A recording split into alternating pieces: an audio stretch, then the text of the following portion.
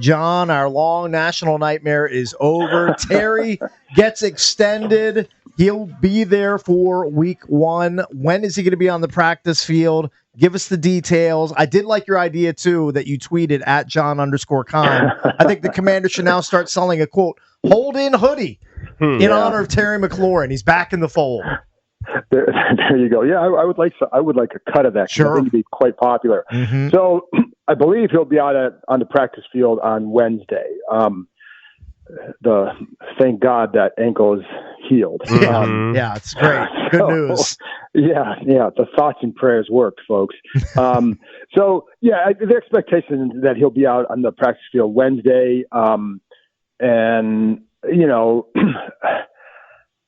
It had to happen because this never made sense. Logically, these sides are way better together than apart. I think they're very good together. McLaurin in this community, with this fan base, with the organization, but also what he brings to the field is very good for them. It's good for the quarterback, but he now has a quarterback that is very, very good, and it can help him remain productive for the next several years. So it always made sense that this would happen. But yeah, the expectation is he'll be out there and then obviously be ready for the season opener. And it's a good thing for them too now because you get him back, and then Noah Brown looked really good running around on Saturday before the game. So you should have the expectations that all 3 top receivers, Brown, McLaurin, and Stebo, will be playing in that opener. Mm-hmm. It's great that it happened when it did, John, because I know me, it's just as a fan, I was kind of reaching a tipping point. I had kind of said to myself, if he wasn't there, I'd said Thursday, right? Because today's a big cut down day. Right, Wednesday was a big, it's a big practice squad day. So I figure everybody be busy. If he's not there by Thursday, I'm going to really kind of start to lose it. And everyone loves Terry. And I feel like sentiment was somewhat changing. Now all that can be, behind us. We can move on and worry about the defense.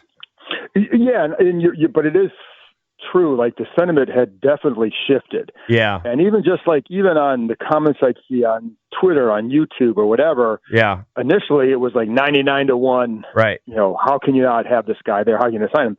And lately it's very split at best. Uh-huh. And I think a lot of it too is, people just wanted him in there. And at some point it's like, let's just get it done.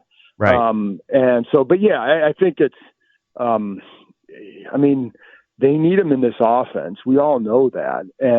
But it's that trickle-down effect of what he provides that can be a big boost to Deebo Samuel, creating more room underneath for him to break tackles after the catch, right? And, Zach Ertz over the middle. So, and thank God, John, thank God it's not a 1-year deal like what they're dealing with in Cincinnati. We're going to deal with this all over again. God, I would not want to go through that again. And, and I think, I don't think he would have signed that. Right. No. And I don't think it would have here's the thing, it would not have made sense for him to play this deal out. It just wouldn't have. And you're really, could it pay off for him differently? Maybe. It's a risk. But it's a definite risk at that stage. And, you can't help the league views receivers as they get older differently. And that's just the reality of it. And so he would have been going into the market knowing he'd be 31 next year. So it just made sense to get this done. And it's less than what he would have wanted. I'd say it's more than what they obviously initially offered. But that's how these things go, right? You kind of meet, it feels like it's meeting somewhere in that middle. And we don't know. Here's the other thing. We don't know the true value of this contract yet. Gotcha. And until you can see the quote average, but you can play with those numbers to get certain averages. Right. So we don't know the true value of it, but it definitely is a good. So the only big number we know is the $30 million signing bonus. Correct. That's it. Right. And so the team isn't going to say anything. They, typically after signings like this, teams let the agents have the headlines, have the victory lap. There's no reason to come out and say, well, actually the deal is this. And I think I know a lot of people have tried to get the total guarantees, including myself, and, haven't gotten them. And you don't know, well, why is that? Why don't we know the total guarantees? Is it, are you just being quiet, or are you? What's your gut on the guarantee? Around $60 million? Yeah, I would think so. That would make sense, right? I mean, that definitely makes sense. But it's on the average per year. It's going to be different, I think, when we see the final deal. And what the real terms are. But, the first couple of years, clearly to their liking. And this always, like I said, Peters was out in San Francisco where they got a few deals done at this time of the year, right? So, and I think it also made sense. Like I was talking to people a couple weeks ago, and they were kind of at the point where they're like, one GM told me he's got to put the hammer down and, give him a final offer. And now is the time and whether or not this would be classified as that, I can't 100% for sure say, but it makes sense if you say like, this is the offer. We've got to get moving on the season. Let's go, take it or play it out. I mean, that would make sense. Right. So, like I said, logically, it always made sense to get this done because it's just, McLaurin is very good here, and this is a very good place for him. Mm-hmm. All right, so let's get to on the field. It's amazing how just having him in the fold changes your perspective on the offense. The preseason was awful. You only saw Jaden, I guess, one series. They scored a touchdown. What are your expectations for this offense coming in week one? I'm going to say it could still be bumpy, but honestly, I don't know because number 5 is just different. Mm-hmm. So, he makes a lot of things work. But the problem, the question I would have, not the problem, because I don't know, because again, they were very, very good last year and you get all these parts back. But, you haven't had McLaurin out there. Noah Brown hasn't been out there. And, the offensive line, like Tunsil's been, in and out of practices with some minor issues. Brandon Coleman just got back. Sam Cosmi obviously not there.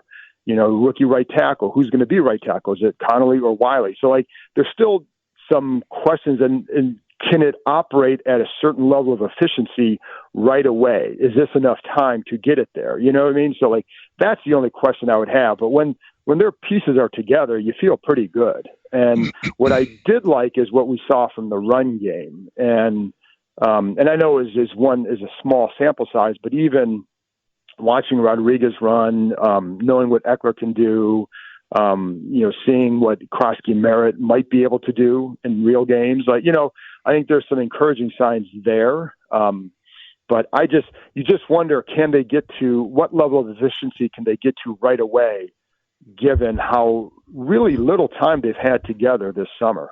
John, what do you say to fantasy owners that are kind of excited about Krosky Merritt? But I think I was listening to your pod a few days ago, and you mentioned that, look, they rarely keep more than 3 running backs active on game day. They like McNichols on teams. I mean, is there a scenario where Krosky Merritt's not even active on week 1? I think and I would say this, and people kind of sometimes misconstrue things. I don't know if that's going to be the case. Yeah. I don't know their running back rotation. The only thing I would say is exactly that. More often than not, it's only 3. Yeah. Now, if that 4th is if all of them can play special teams and have a role there, then you can get away with that. Or, you know what I mean? So it's conceivable. But if that 4th guy is mostly special teams guy, they're not going to get many carries. It's hard. I would say this, even if all 4 are active, it's hard to get 4 running backs touches. And then you also factor in the run game, especially Jaden Daniels and Deebo Samuel. And I don't know how many carries a game Deebo Samuel will get, but he's certainly going to, I would expect him to get a couple touches there every game. Yeah. And then again, Jaden Daniels is a part of that run game. Right. So it will be hard honestly, if I'm playing fantasy, I don't know what I would do with their running back situation because I think it's going to be more by committee. It's a little muddled. Maybe avoid it altogether. I think then it's who might be their short yardage guy? And it's Chris Rodriguez would make sense there. Mm-hmm. Because again, with Krosky Merritt, we just don't know. And I don't know what they're going to do there, but I do know it does happen where they'll keep 4 active. But again, if you're keeping 4 active, they're not all getting carries. Right. All right, so let's talk about the defense. I think everyone agrees, on paper anyway, the secondary should be better. Remains to be seen how much better Lattimore is. People seem to love Amos. I assume he will be an upgrade. Sanistril, people pretty much love him. Now you got Noah I sort of on the back end of that rotation. Looks good. But I think there are still serious questions up front, sort of the front 7. I mean, Bobby Wagner's kind of the anchor there, but, he's not going to get any, he's a phone booth, right? I mean, there's a certain area he can cover. where do we stand with that front seven? Because at the end of the day, we got to force punts, John. That's what I always say. Can we force punts? And I'm not certain that this unit can do it at a much greater rate than last year. I hope they can, but I don't know. It remains to be seen. It remains to be seen. And so I think they're deeper up front than they were last year. What that means yet, I don't know. I think they can play different kinds of packages than they could. You can have a, quote, bigger pass rush package out there where if it's like 3rd and 3, 3rd and 4, guys like Jacob Martin, Payne, Kinlaw, and like Dietrich Wise, all capable of rushing the passer, not necessarily great pass rushers, but all capable. But they're also big enough if they're trying to run the ball too, right? So you really couldn't do that last year. So there are little things like that. And I think there's a lot of versatility up front. And I think, when you see games and watch how Dorrance Armstrong is used and, the way I believe they will be moving Frankie Louvu around more than they did last year as a pass rusher. So I think those ways can make them effective. But yeah, I mean, I can sit here and talk about that, but you have to do it. And I think the big key for that group will be the fourth quarter because they were horrendous in the fourth quarter last year. Mm-hmm. And so for the first 3 quarters, they were pretty good, right? And then will they force more turnovers? Because that's a massive key. We didn't see any this preseason either. Right. So, and I know it wasn't a lot of the starters, but still, this team turned it over quite a bit. So I think the turnovers will be a big key. And then obviously the run defense and, Kinlaw is a big dude. And there are times where he is just, you see that size, just stun offensive linemen. But then you also see him sometimes maybe getting up out of his stance too much. Right. And, how does that play out? And so I do think they have more ability to be good up front than they did last year. But yeah, I mean, you have to do it. We've all heard times in the past where things look a certain way and don't play out that way. But I like what they've done. I think there's, again, the ability to be more creative is there, but got to do it. John, how much concern that there's not a lot of depth behind Louvu and Wagner in a young, untested linebacker core? I mean, I think there has to be concern, right? Because, I know they like Jordan McGee a lot. And when he's healthy, he looks pretty good, but he has to stay healthy.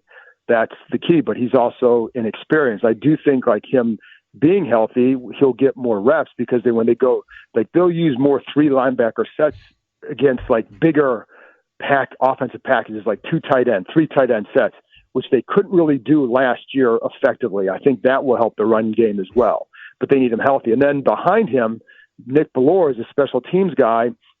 And let's say they keep Kane Medrano, a draft pick. Well, he's not a big guy. There was debate whether they should try him at safety or linebacker. So he's going to be more of that. If they went to the Buffalo nickel package, that's kind of his role, and using his speed and can he cover? And then it's well, do you keep another linebacker? Ali Cahoe, who had a nice summer. And I don't know that they'll keep a 6th linebacker because it just depends on what they do at some other positions. But yeah, there's you really only have one backup right now that with McGee, who has experience to go into a game, but it's minimal because of the injuries he suffered. Hey, how are you feeling about special teams, specifically kicker? Well, we'll talk about that. Being Matt Gay, I know he didn't have a great he did not. No. Training camp and preseason, but. Nope. Lane, is Lane the number 1 punt returner? Yes. Okay. How are you feeling about that? And then how are you feeling about Gay? So I like Lane a lot. And I think, he just looks different. Even in practices, watching them just return it on air, right? Where he just is a little bit different, a little bit quicker after catching the ball. The way he catches the ball, I think gives him, his first step is almost always forward. Where some other guys, their first step is back and then pushing off to go forward. That little thing makes a difference. He's quick with his cuts. So I like what I think he can do. He's going to, I don't know about taking chances, but he's going to be aggressive. And, I know Brian Mitchell, it's something he loves watching this kid.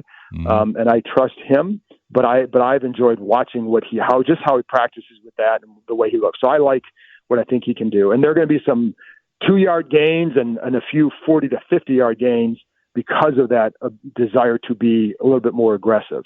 As far as Gay goes, like, he started off fine, and then the last couple weeks, the last several weeks, I would say, like, there were more misses than you'd like. I don't know that it was like, we've seen kickers here who have been a lot worse in camp. The games, what concerns you is that his struggles typically from his career are from longer distances, and that's where he missed. And so, you have other teams that's an advantage for them. So he's, you have to be better. And it's funny because I know, like, people always, they get a lot of, like, they need to bring more kickers into camp for competition. Well, the competition for kickers is always there. Like, kickers know that if they have a bad game or two, that they're in trouble. And the kickers that you would bring in, that you would look at, are out there. Mm-hmm. And I think we'll see some more today for any team that had 2 out there. And they didn't bring one in. Teams don't typically like to bring in a second kicker into camp because it's, you're keeping one of 90. You want that roster spot somewhere else. But there are teams that do, especially like in here, they thought they had it solved. But if they, guys that they may want to our quote unquote competition, they're out there, and they'll be out there after today with the final cut. So, but yeah, he's like, that was concerning, I would say. Mm-hmm. Right. John, thanks as always. We know you're super busy on Cut Down Day. We appreciate you coming on, man. Thanks. Thanks, guys. Yep, that's John Keim, covers Commanders for ESPN.com. He will be a busy man throughout the day. Don't forget, Joel Corey is going to join us coming up in just about 25 minutes. He's a former sports agent. We can break down any details he might know about Terry McLaurin's new extension with the Washington Commanders. That's at 7:45.